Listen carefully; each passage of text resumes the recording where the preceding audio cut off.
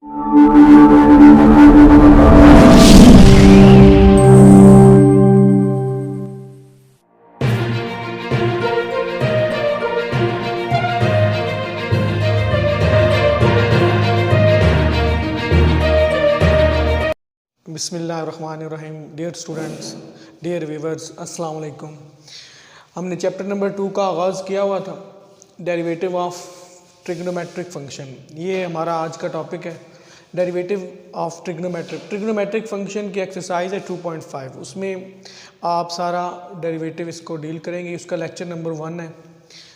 इसमें पहले ये फार्मूले लिखे हुए हैं डेरिवेटिव ऑफ ट्रिग्नोमेट्रिक फंक्शन, फिर ये इन्वर्स ट्रिग्नोमेट्रिक फंक्शन के फार्मूले हैं, और कुछ ये नीचे फार्मूले फर्स्ट ईयर के हैं, ये सम और डिफरेंस को प्रोडक्ट में कन्वर्ट करना। तो ये फार्मूले आपको अच्छे से जब आ जाएंगे, फिर एक्सरसाइज समझनी बहुत आसान होगी। तो शुरू करते हैं। सबसे पहले derivative of trigonometric function. There are 6 trigonometric functions, 6 trigonometric function, और उनका डेरिवेटिव ये गिवन है। साइन एक्स का डेरिवेटिव कॉज एक्स, इनका प्रूफ भी होता है लेकिन प्रूफ पेपर में कम ही आता है, तो ये फार्मूले जस्ट लिखे हुए हैं।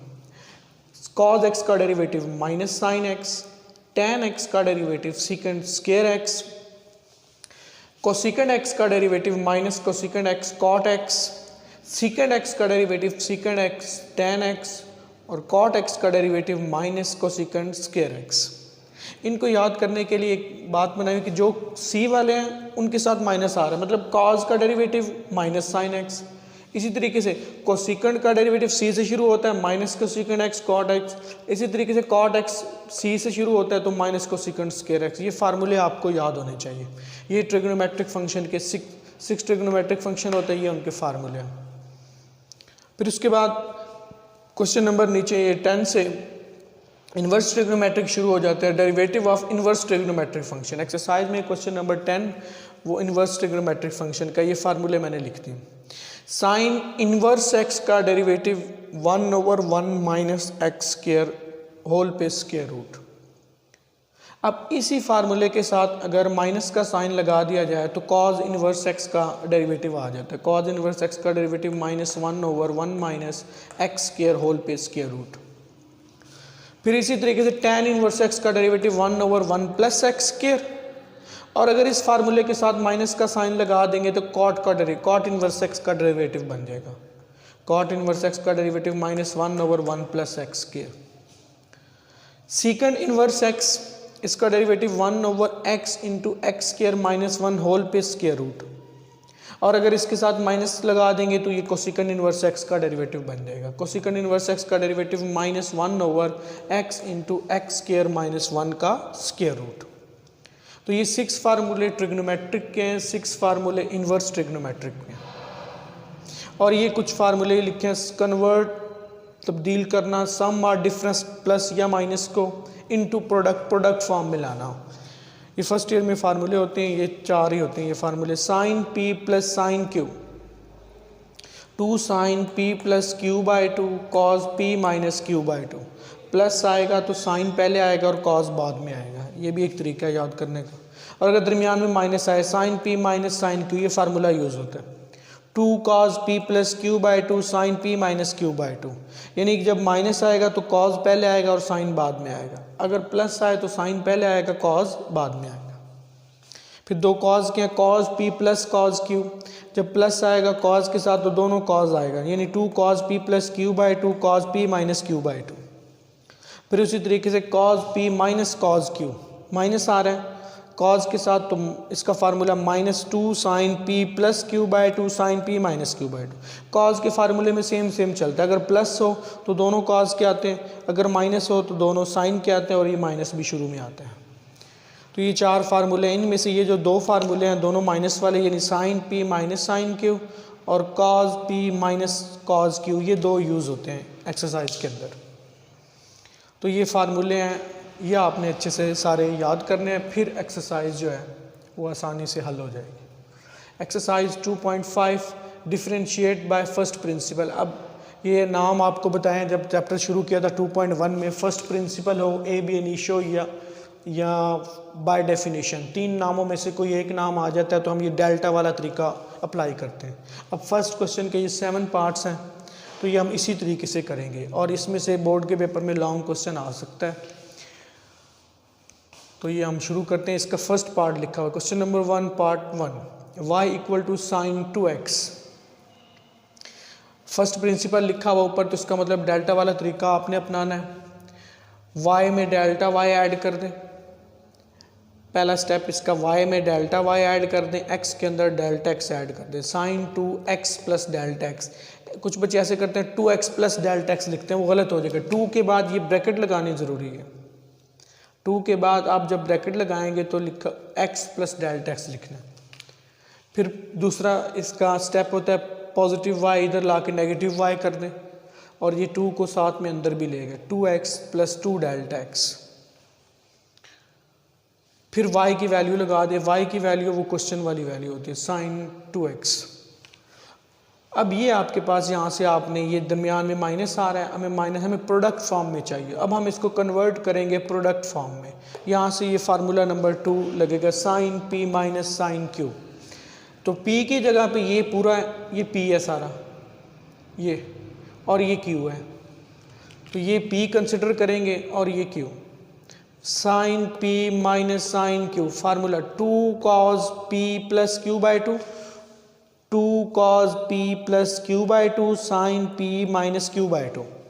तो इसी तरीके से 2 cos p ये p प्लस q ये q डिवाइडेड बाई 2 साइन ये p minus q divided by 2। तो ये फार्मूला आपने लगा दिया। अब इसके बाद इसको सिंप्लीफाई करेंगे, ये 2 सेम कॉस सेम, ये 2x plus 2x 4x plus 2 delta x over 2। Angle के अंदर आप इसको सॉल्व कर रहे हैं। इधर से ये 2x और 2x आपस में कैंसिल, इधर बचा 2 डेल्टा x ओवर 2। अब इसको स्टेप नंबर इसका 3 था dividing delta x on both side, दोनों तरफ डेल्टा x के साथ डिवाइड कर। सिंप्लीफाई करने के बाद आपने डेल्टा x को दोनों तरफ डिवाइड कर देना। Delta y over delta x, 2 cos ये same 4x plus 2 delta x over 2 और ये डिवाइड।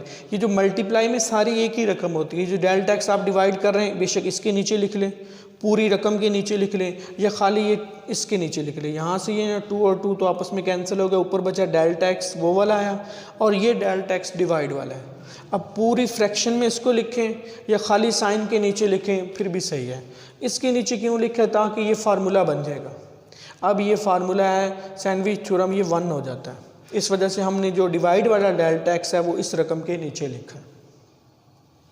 फिर उसके बाद लास्ट स्टेप होता है taking limit delta x approaches to 0 on both side. BS का मतलब बोथ साइड। इधर भी लिमिट लिखी आपने, ये 2 सेम इसके साथ लिमिट लिखी, लिमिट इसके साथ भी लिखी। लिमिट मल्टीप्लाई में जितनी भी रकमें आ रही हो सबके साथ अलग अलग कर सकते हैं, डिवाइड में भी ऊपर नीचे अलग अलग लिमिट कर सकते हैं, प्लस माइनस आर और फिर भी लिमिट अलग अलग लिख सकते हैं, माइनस आर और फिर भी अलग अलग लिख सकते हैं। ये लिमिट के 4 थ्योरम होते हैं, तो लिमिट आप अलग अलग लिख सकते हैं। ये दो अब इधर आ रही थी रकमें कॉज वाली और साइन वाली, तो कॉज के साथ अलग लिमिट लिखी, साइन के साथ अलग लिखी।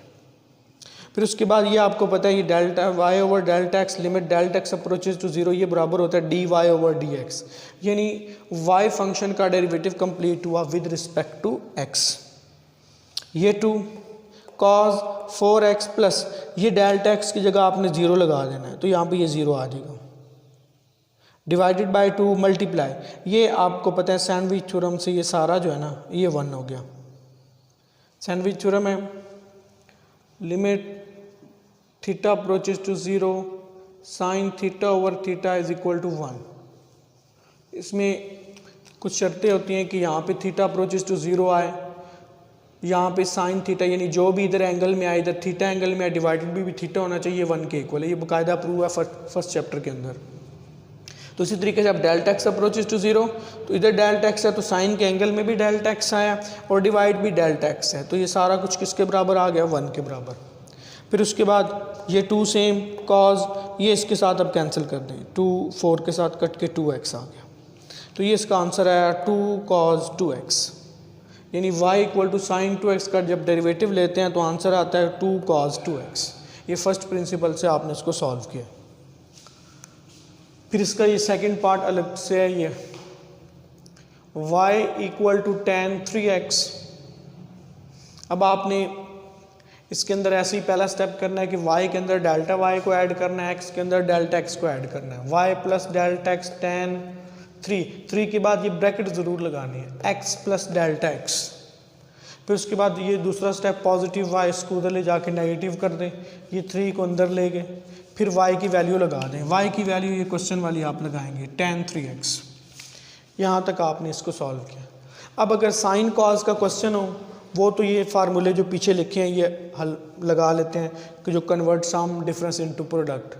लेकिन ये tan का फार्मूला, tan का कोई फार्मूला पी क्यू में नहीं होता, तो फिर tan को हल करने के लिए इसको साइन और कॉज में लाएंगे।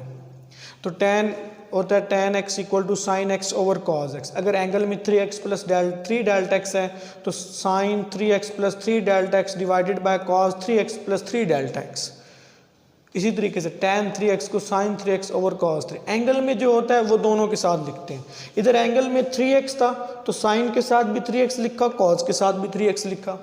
इधर एंगल में 3x प्लस 3 डेल्टा x है तो वो ऊपर भी लिखेंगे sin के साथ भी और cos के साथ भी। एंगल को ऊपर नीचे सेम लिखते हैं, जो ओरिजिनल एंगल हो tan के साथ जो हो। फिर इसके बाद अब ये फ्रैक्शन में आगे इसका एल्सियम ले लें। ये cos 3x plus 3 delta x cos 3x, ये डिफरेंट चीज़ें हैं दोनों फ्रैक्शन में, दोनों एल्सियम में आ गए। जब एल्सियम में डिफरेंट होती हैं तो दोनों आती हैं, सेम हो तो एक ही आती है। ये दोनों आपने लिख दी। फिर इसका एल्सियम लिया, ये वाली cos 3x इधर चलेगी, ये वाली रकम उधर चलेगी। तो sin 3x plus 3 delta x ऊपर वाली रकम, ये cos 3x एल्सियम से आया, माइनस ये cos 3x plus 3 delta x एल्सियम से आया, और ये sin 3x ऊपर पहले से मौजूद है।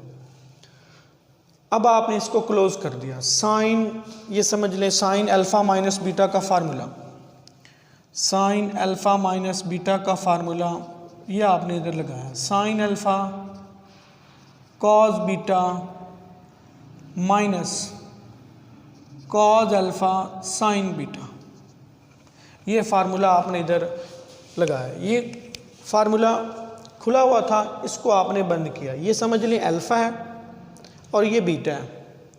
Sine alpha cos beta minus cos alpha sine beta, ये अल्फ़ा ये beta, formula close. Sine alpha minus beta, ये अल्फ़ा और ये बीटा, और ये दरमियान में माइनस फार्मूले वाला।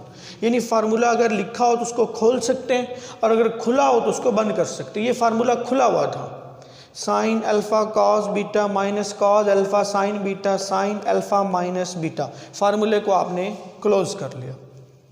फिर उसके बाद इसको सिंप्लीफाई किया। यहाँ से ये 3x के साथ कैंसिल हो गया,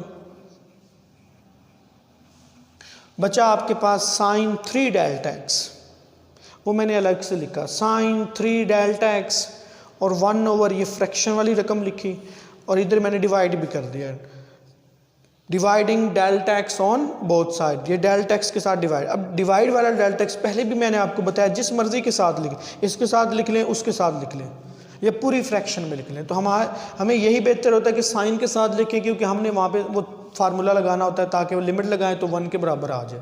साइन थ्योरम लगाना होता है यहाँ पे ताकि 1 के बराबर आए। इस वजह से जो डिवाइड वाला डेल्टा एक्स है वो इसके साथ लिखा।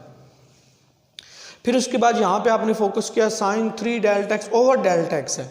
अब एंगल में 3 डेल्टा एक्स है तो 3 को नीचे होना चाहिए, 3 नीचे नहीं आ रहा, तो आपने खुद से 3 के साथ मल्टीप्लाई किया और 3 के साथ डिवाइड किया, क्योंकि साइन के एंगल वाली रकम नीचे होनी चाहिए।